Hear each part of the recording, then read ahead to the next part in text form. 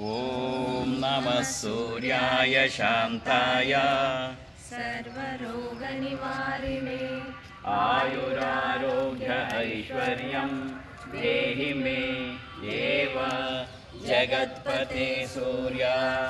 ॐ नमः सूर्याय शान्ताय सर्वरोगनिवारिणे आयुरारोग्य ऐश्वर्यं देहि मे देव जगत्पते सूर्या। ॐ नमः सूर्याय सर्वरोगनिवारिणे आयुरारोग्य ऐश्वर्यं देहि मे देवा जगत्पते सूर्या।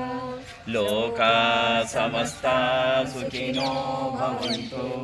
लोका समस्ता सुखिनो भवन्तु। लोका समस्ता सुखिनो भवन्तु। समस्तसन्मङ्गलानि भवन्तु। ॐ शान्ति शान्ति शान्तिः। हरिः ॐ तत्सत्। सर्वं श्रीजगदम्बार्पणमस्तु।